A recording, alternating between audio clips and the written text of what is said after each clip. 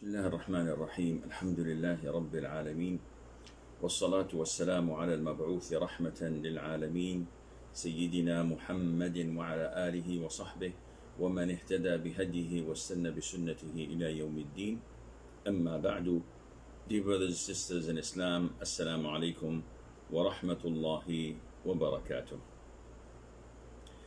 In the last episode, we stopped at the mandatory punishment for adultery or fornication.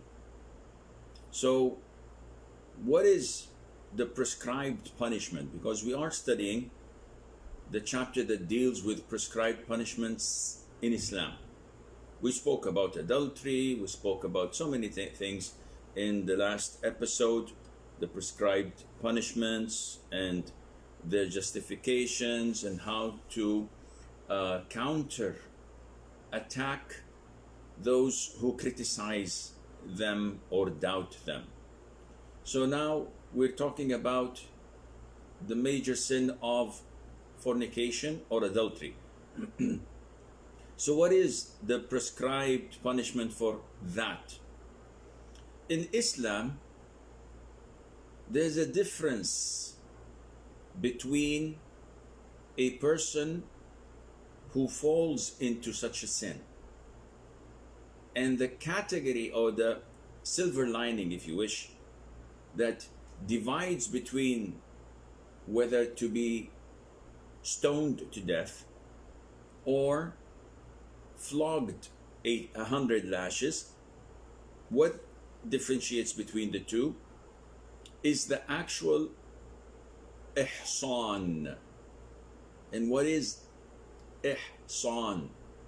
Ihsan is a description that fits an individual if he were to ever get married in a legitimate marriage where he has consummated or she has consummated that marriage. So a muhsin or a muhsan is a person who is married at the moment, has a wife, or was married in the past, meaning he divorced his wife, or is a widow.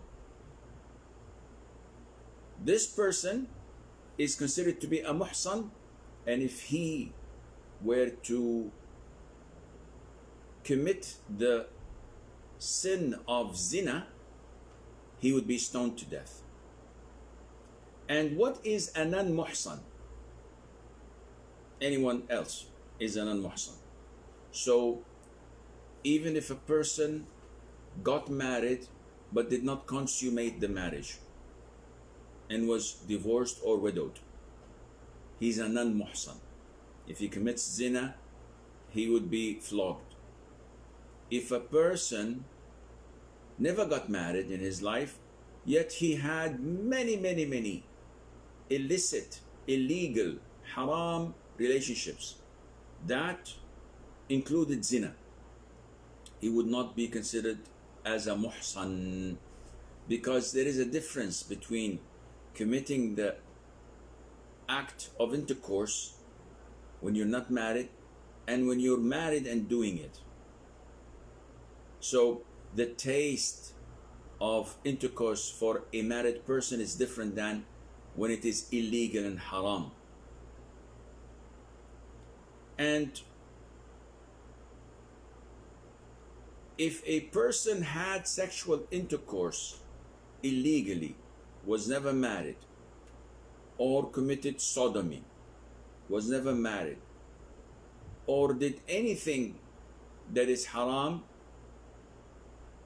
while not being married, this would not make him a muhsan. He's still a non-muhsan, and his punishment is being flogged 100 lashes, as mentioned in Surah An-Nur. And in order for this punishment, whether stoning or flogging, in order for it to be implemented, the adulterer or the fornicator must have a number of conditions. Number one, he has to be an adult. One would say, well, can a child have intercourse? Some cases, yes, and he's not an adult. For a woman, for a girl who's not an adult and did not reach the age of puberty, she can commit the act of fornication, and we cannot implement the prescribed punishment on her as well. The fornicator has to be sane. So if someone who is mentally challenged to the extent that psychiatrically he is labeled as insane, if he commits zina, then we do not implement the prescribed punishment. He has to be free, and this is an issue of dispute, but there is no dispute that if a free slave commits zina and he was married, then would we implement the stoning? The answer is no. He has to be flogged, and he has to be flogged 50 lashes, half of the punishment prescribed for a free person, as mentioned in Surah An-Nisa, where Allah Azza wa Jal stated that slave women, when they commit adultery, they should be punished half of the punishment of a free woman. And when it comes to stoning, you cannot divide stoning into two halves and give him or her half of the punishment. So scholars say that it is remaining as it is, which is 50 lashes. And the fourth condition is that the adulterer or the fornicator had a previous sexual intercourse in a legitimate marriage. So if the marriage was void or not legitimate, this punishment is not implemented. Give an example, Sheikh. I'll give you an example. A couple divorced 3 separate divorces over the period of 5-10 years. They divorced once, reconciled, divorced again, reconciled, divorced a third time. So the woman goes to a young man and says to him, listen, I'd like you to marry me for a couple of days and then divorce me after having intercourse, of course, so that I can get married again to my ex-husband. And this is known in Urdu as halala or halala. And this type of marriage is void. It does not exist. It does not take place, because there is agreement between the two. And the Prophet ﷺ described the boy, the man, as being the borrowed goat, as if he's been borrowed, so that he would have sex with other female goats and then returned to its owner. So likewise, a person who marries a woman who was divorced 3 times in order to make her halal and to make her allowed to get back to her ex-husband is a borrowed goat. So they get married, and the guy sleeps with her for a couple of nights and divorces her. A week or 2 later, he commits fornication with another woman. He's caught red-handed, or he confesses to the Muslim judge. And when going back to his history, we find that he is previously married, but his lawyer says, Your Honor, the man married in an invalid marriage contract. It was void because there is an agreement between the two and it was timed for 2 nights. Here the judge says, then we cannot implement the stoning because his marriage was invalid. So the intercourse that took place in an illegitimate and invalid marriage, and he refers only to the second option of prescribed punishment, and that is flogging 100 lashes. What about the mandatory punishment for adultery? It is, as stated before, it is stoning. So if a man or a woman who were legitimately married and had intercourse with their spouses while married, if one of them commits adultery and he confesses or was caught red-handed with 4 male witnesses, as we will come and discuss inshallah later on, they all testify against him or her, in this case that individual must be stoned to death. And stoning to death is something that a lot of the Muslims may find it not usual, because we don't have it implemented nowadays, which causes a lot of the Muslims to be doubtful whether to implement it and not. In addition to the fact that many unfortunately so-called preachers or scholars or da'is who belong to the sects of bid'ah, like the Khawarij, like the Mu'tazila, like those who reject hadith, they would probably cast doubts about these things in the minds of Muslims, and this would definitely lead to a lot of doubts in their minds, and such doubts must not be present with a real true practicing Muslim. Why is that? See, stoning is something that the consensus of all scholars of Islam agree upon. It was reported that Umar, may Allah be pleased with him, said, Allah sent Muhammad alayhi salatu wasalam with the message of the truth and revealed the book, which is the Qur'an, to him. His revelations included the verse that mentions stoning, and we read and understood it, meaning as companions. The Prophet alayhi salatu wasalam enforced the stoning punishment as we did after him. So the Prophet alayhi salatu wasalam stoned, and we have authentic hadith proving that, whether it is the hadith of Ma'iz ibn Malik or the hadith of Al-Ghamidiyya, and the Prophet stoned alayhi salatu wasalam, and so did we after him. Then he says, I fear that as time passes, someone might say that the stoning punishment is not in the punishment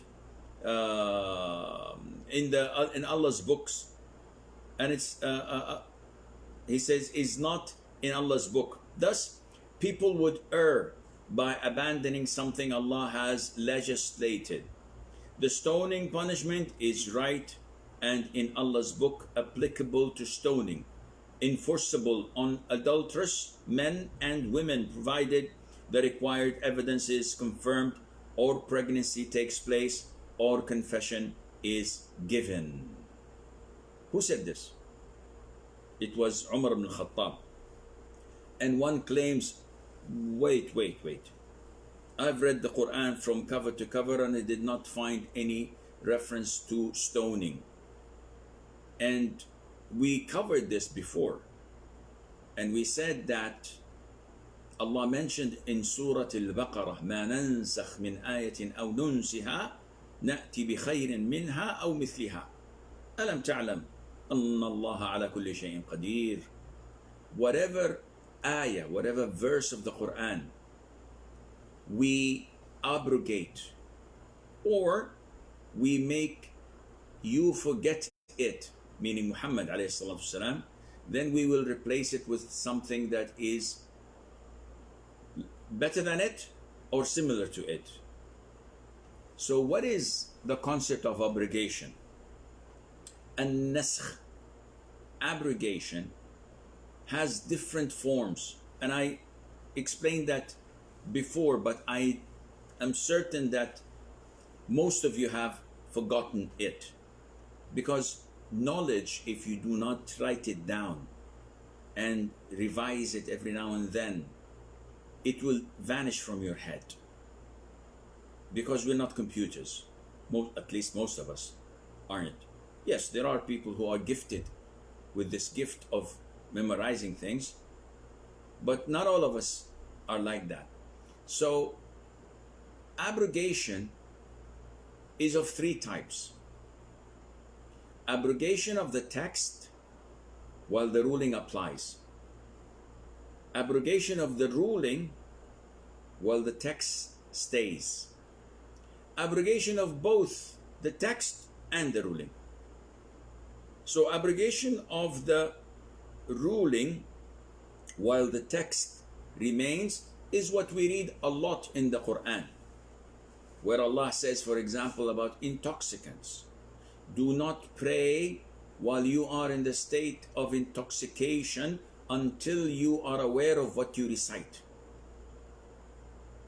And this was in a particular phase of time when it was not prohibited to consume wine, but as a preliminary and introductive measure, Allah told them, do not be in the state of intoxication when you have to pray. So if I were to consume wine after Dhuhr, Asr time, I'll be intoxicated, so I can't do that. If I consume it after Asr, Maghrib time, I'll be intoxicated, so I can't do that. So the best time to be drunk is after Isha, because you have like 8 to 10, maybe 11 hours of night, and you will have time to sober out. Maybe after Fajr, because you will have 6-7 hours to sober out. So this, at a phase of time, was permitted, but then it was abrogated, where Allah said you have to refrain and stay away from it. Khalas, end of story. So this is the abrogation of the ruling while the recitation remains. The ayah itself is in the Qur'an, we read it. The second type of abrogation is the abrogation of the text. It's not in the Qur'an anymore, but the ruling remains. And the scholars give an example of the stoning. As Umar said, may Allah be pleased with him, stoning was an ayah. It was abrogated. It was taken out from the Qur'an. Why? This is Allah's choice. Yet the ruling remained because we read the ayah before it was abrogated and not to be recited anymore as an ayah. We also stoned at the time of the Prophet ﷺ a number of times, and we, the companions after the death of the Prophet ﷺ, we also stoned. We also stoned adulterers. So this is a confirmed ruling in Islam. The third and final type of abrogation is to abrogate the ayah and to abrogate its ruling as well. And we mentioned this in the book of breastfeeding or suckling, where in the beginning it was revealed in the Qur'an that 10 sucklings would prohibit a child and would make him the son of the woman who suckled him. This was abrogated into 5 sucklings instead of 10. And even that was abrogated from the Qur'an, but the ruling remains. So 10 is both abrogated text and ruling as well. So nowadays, stoning is being looked down at, and the Muslims are almost ashamed of saying it. Not all Muslims, I'm talking about the ignorance, about those who are basically ashamed of everything in Islam, because unfortunately this is how they were, I wouldn't say brought up, but this is what, due to them abandoning the Sunnah and the correct Aqidah. So Sheikh, how do we counter the attacks of people that criticize Islam for stoning? It's very easy. The tip of my mind, I would say that when was the last time a woman was stoned or a man was stoned to death?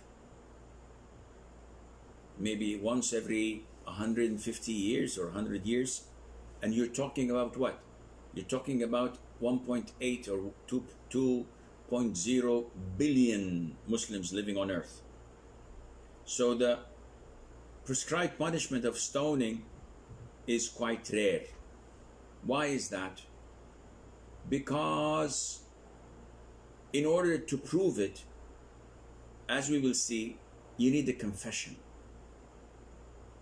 with conditions of the confession. 2, or you need 4 male witnesses testifying. And again, we will talk about this in a while, inshallah. And this is not something that is easy to prove. And this is why we don't see it often. Still, Sheikh, it is a bit harsh. Stoning a person to death, this is very harsh. And excuse me if I say maybe this is barbaric. This is barbaric. This is what you say. And no, I don't excuse you. You cannot say that, because this is the ruling of Allah Azza wa Jal. And Allah is the most merciful, subhanahu wa ta'ala. Yes, but why, Sheikh, this severe punishment? Okay. The cause of this punishment is a desire, is lust, is the pleasure of the flesh. Do we all have this? Of course. We all look for pleasure and lust. As humans, we are keen to attain these pleasures of the flesh. And because everyone has it, Islam channeled it in a very easy and beneficial way. You want to fulfill your sexual drive? Get married. And made marriage so easy. If you really want to get married, it's the proposal of the guardian, the acceptance of the groom, the presence of 2 male witnesses, Muslims. That's it. Boom. She's your wife. Take her. We make things complicated. So we make weddings, we make big dowries, we make hotel receptions. And this is not all needed in Islam. Nevertheless, if this is what's prevailing in the community, you don't have to go for the moon. You don't have to shoot for the stars. Most people want Miss Universe. Well, go a bit down. If you really want to preserve your chastity, you can go really, really down. Any woman would do if you are sincere. But no, she has to be this, she has to be that, her hair has to be this, her height has to be that, she has to be a ballerina, and she has to know how to play the violin and the piano, and she has to speak 7 languages, Latin among them, and she has to have repented and memorizes the Qur'an in the 10 qira'at, and the Bukhari and Muslim. Akhi, if you find one like that, I'll drop you my email. This is only found in Jannah. And before you make such conditions and require such demands, take a good look in the mirror and see if it fits with the conditions you're asking or not. So Islam saves your chastity by facilitating means for you to get married. If you cannot get married, then you have to fast.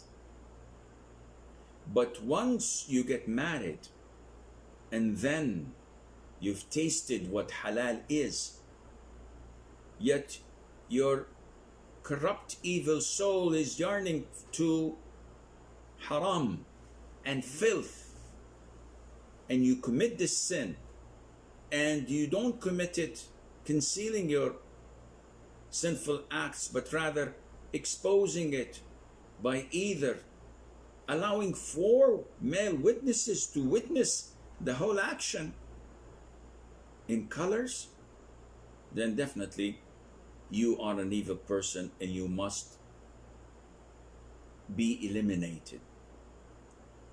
And such a punishment, as we stated in the previous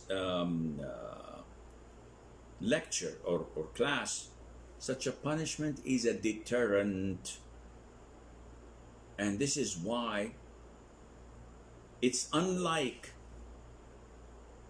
nude beaches or some parks in Europe or in the US, where you would find a man humping a woman in the back seat of a car or in the park or somewhere without any shame.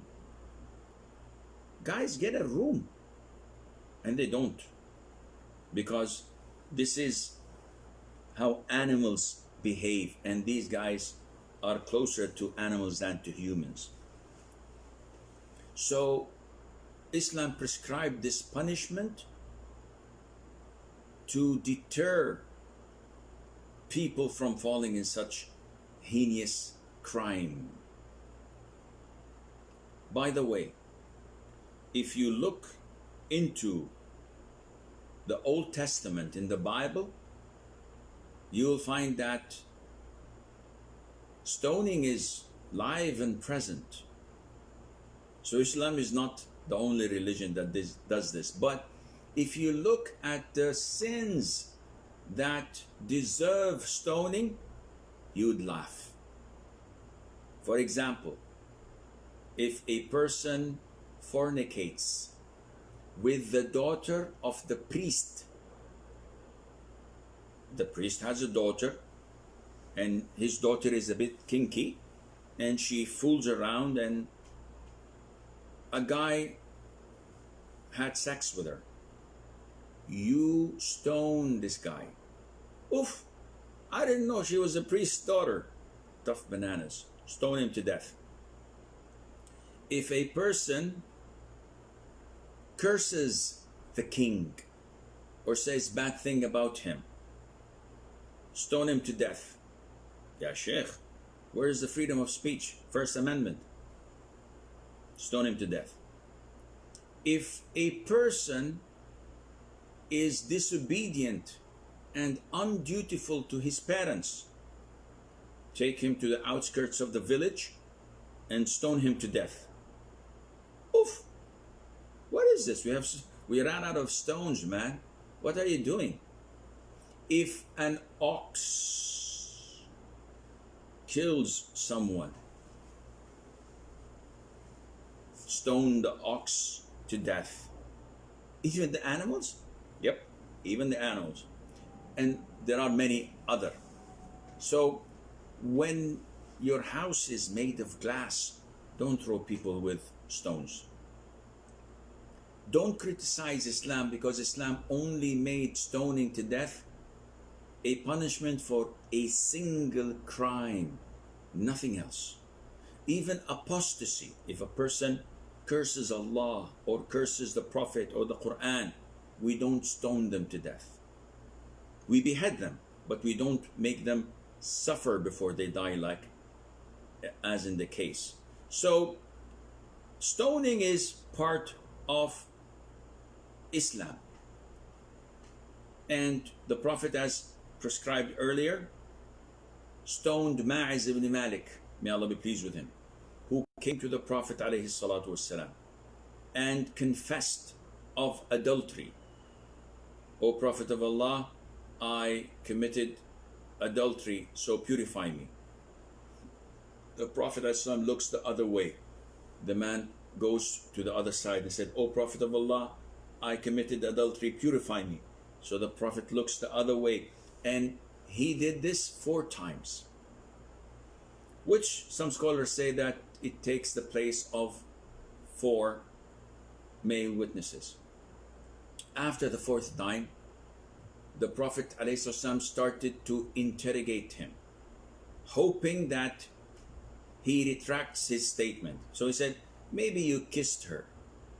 And he said, no, I committed adultery. He said, maybe you hugged her. Maybe you just, flirted with her.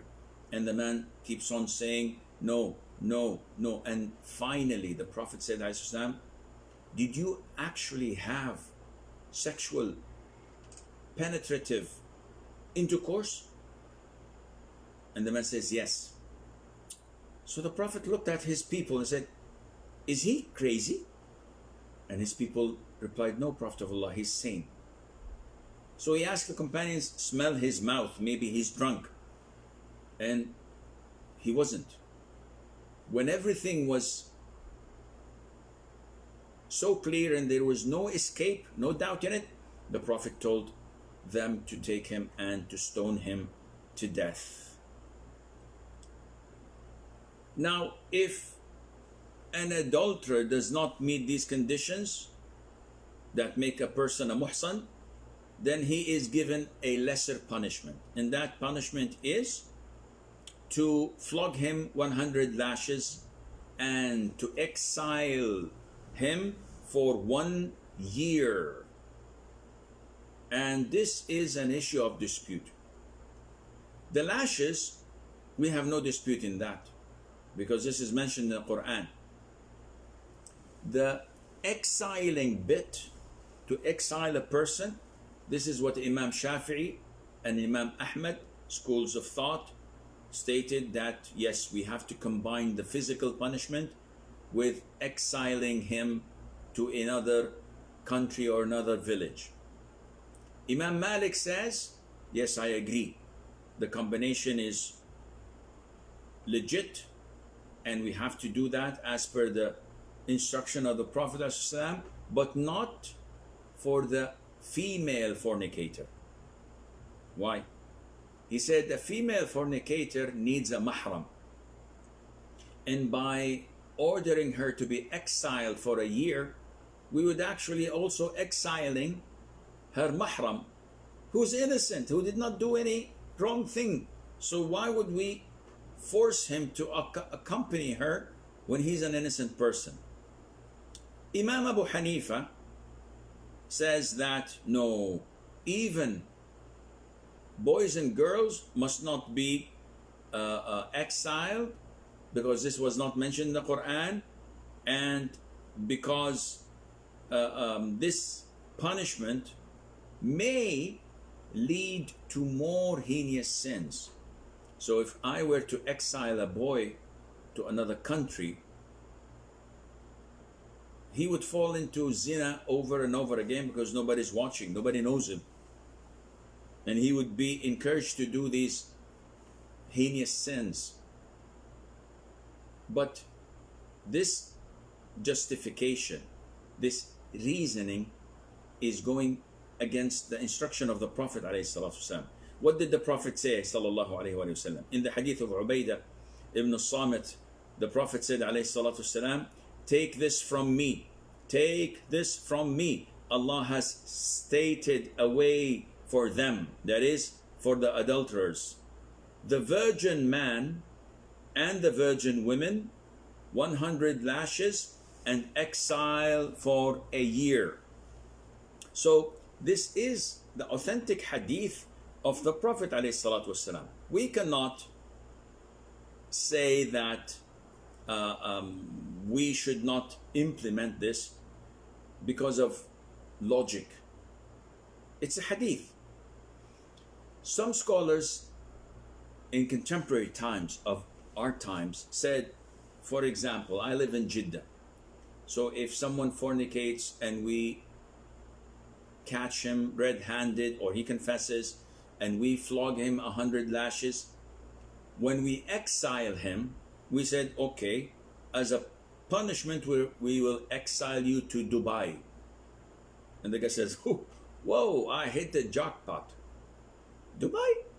So no, maybe Bahrain, or maybe we'll send you to London or Vancouver, maybe Paris.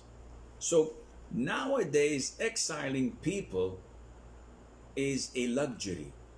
People would love to be exiled because it's not like it used to be in the past.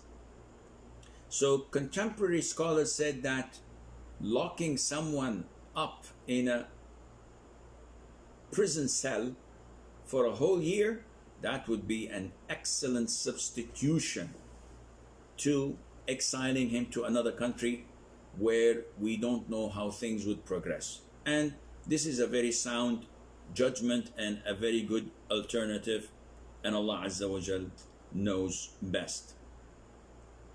We move on to should we move on? Yeah, why not? We move on to proof. So how to prove the crime of zina? We said this so many times, either by confession, by the testimony of 4 Muslim male witnesses. And the confession has to be absolutely clear that it was a penetrative intercourse, because somebody comes and says, oh Sheikh, purify me, I have committed adultery and I'm a fornicator, I'm abiding in hell forever, you have to clean me. I said, what did you do? He said, I had fornicated with that woman. I said, okay, if I am quick to give my verdict and put him in jail and stone him tomorrow or flog him tomorrow, I would be doing a grave mistake. Why is that? Simply because I have to inquire, what did you actually do? In so many cases, people think that lying down nude with another person is zina. Touching and hugging and kissing is zina. And this is not true. The actual zina is counted with penetrative intercourse, where the man's penis is inserted in a woman's vagina. And there is a saying when people talk about this, and they say there is no bashfulness in Islam before they say something that is French. And this is not a true statement. All of Islam is based on bashfulness. But we say what the companions said and what Allah said in the Qur'an. La haya'a fid din. This is wrong. Inna Allah la yastahyi min al-haq. This is right. So you do not say there is no bashfulness in Islam. This is wrong. You say Allah is not bashful of truth. Allah is not shy of truth. So sometimes when we explain things, it has to be said in black and white. You cannot beat around the bush. So this is penetrative intercourse or sex. This is what is called zina. So the judge has to hear it described clearly by the person before giving his ruling. And this is why the Prophet did this.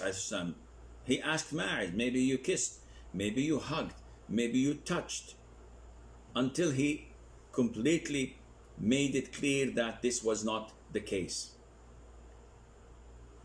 One of the conditions of such a confession is that an individual has to stick with or by his confession throughout the whole process. What do you mean? So if I confess of such a heinous crime, and they take my word and they issue the punishment, and the following day I said, no, I didn't do it.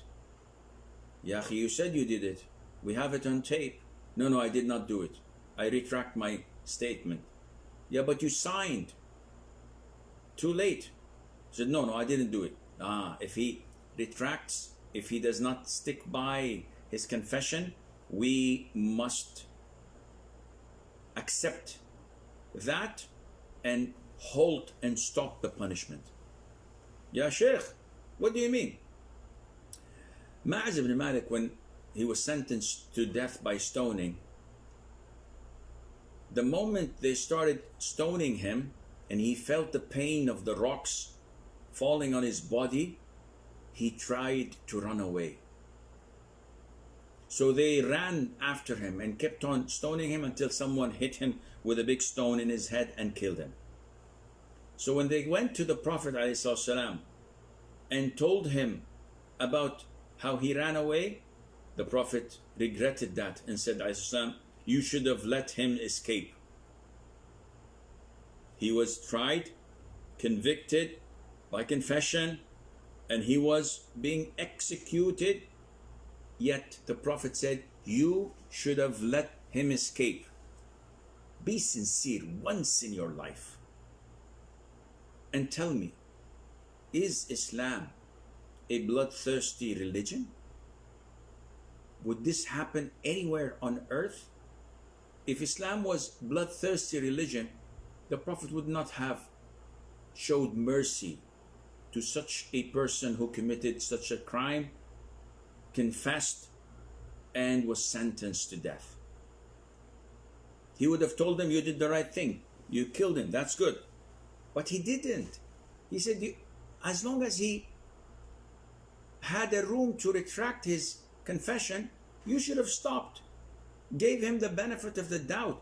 Islam is not a bloodthirsty religion. Islam does not want people to die, to suffer. But Islam is a fair and just religion. The other type of proof, other than the confession, is the testimony of 4 witnesses. Allah says in the Qur'an, why did they who slandered not produce for it 4 witnesses? And when they do not produce the witnesses, then it is they in the sight of Allah who are the liars. In order for their testimony to be accepted and to be implemented, there are conditions. 1, there must be 4 of them together. So if 3 come, this doesn't count, and they will be punished for slandering. There have to be 4 of them. 2, the witnesses must be sane adults. So children don't count, crazy people or mentally challenged don't count. 3, they must be men, and not only any normal men, men of integrity. So you don't bring pimps or junkies or strippers to make such an accusation. They have to be men with integrity. If you bring 100 women testifying, this would not do. because they must be for male Muslims. Number 4, the witnesses must have seen the act of adultery. So it's not enough to see a man on top of a woman and both of them are nude. No, it doesn't count. They have to describe it in detail. So their description has to be graphic, by saying, yes, I saw the man's penis entering and being inserted in the woman's vagina. And of course, this is almost impossible unless it comes from a particular angle. And it is impossible for a man to continue doing his thing when 4 at that particular angle are watching and witnessing. So it is almost impossible to have 4 witnesses doing that. And it shows you that Islam is not bloodthirsty religion. And the witnesses must be Muslims, and they must give their testimony in the same session. We don't take a testimony of a man on Saturday, the second man is on Monday, the third and the fourth are on Wednesday. They have to be at the same particular time. Otherwise, that would be slandering if these conditions are not fulfilled. One says, okay, Sheikh, I have a tricky question.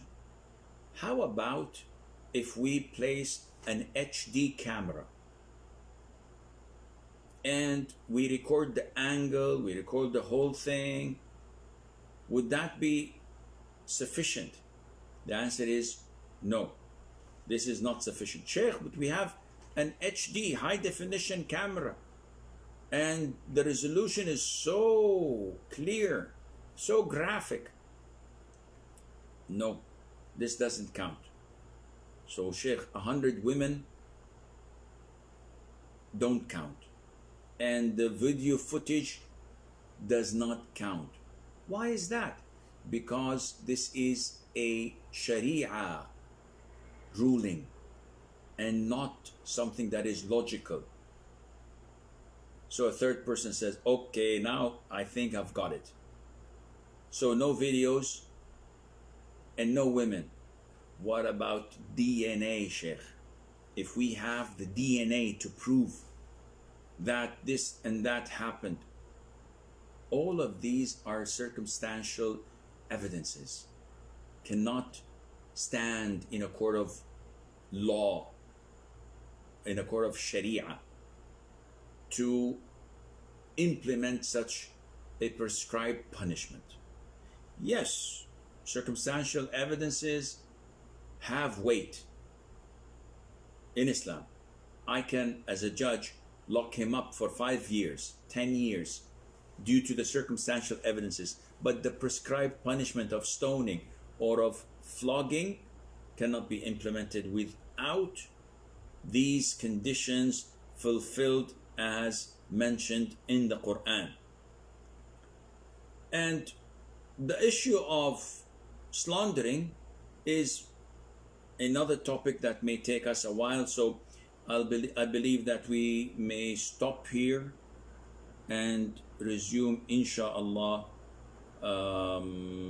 Today's Thursday, on Monday bi'idhnillahi azza wa jal. So let's see what questions remain from the long list we had. I think we have like 10 of them, and then the admins inshallah will send me the new long list of the questions, and we will designate hopefully one day next week for a full session of questions, answering your questions. So Muhammad says, how could we help a family who cannot read the Arabic dua for the protection from evil eye, envy or jealousy, since their knowledge of reading du'as and surah is weak? Well, unfortunately, there's nothing much you can do. You can write it to them in a piece of paper and ask them to repeat it every morning and evening and before going to bed. And this would hopefully help them. But if they are unable to read at all, or to recite, or to memorize, there's nothing for you to do except to ask him to make dua generally to Allah Azza wa Jal. Nida says, in our Asian culture, the elders say we must not place slippers or shoes at the doors or outside rooms as angels pass by. Is there any such thing? The answer is no.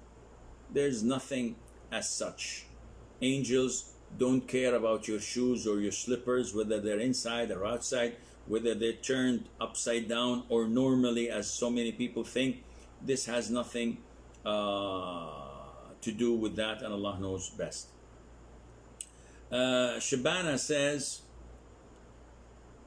is it obligatory upon a woman to give udhiyah on her behalf if she is not earning and she has gold more than the nisab level given to her by her husband and father? The answer is, the udhiyah is obligatory, or let us say, as the majority of scholars say, it is highly recommended upon the man who has a family. So if her husband is offering udhiyah, this is sufficient for him, his wife, and children, those who live under his roof. But if she doesn't have a husband, and she is the head of the family, of the house, and she doesn't earn, but she has some gold, it is not mandatory upon her to give udhiyah. But if she is rich and can afford it, in this case it is highly recommended, if not mandatory, for her to give udhiyah, and Allah knows best. Farzana says, do I have to cover myself like in prayer for the prostration of recitation? So the question is clear. I'm not praying and I am memorizing the Qur'an, so I'm reciting a verse that has prostration in it. She says, I'm not covered, I'm not wearing my hijab, my hair is uncovered, I'm wearing a t-shirt at home. Can I offer this prostration? The answer is yes. Not only that, there are two prostrations that are offered outside of the salat.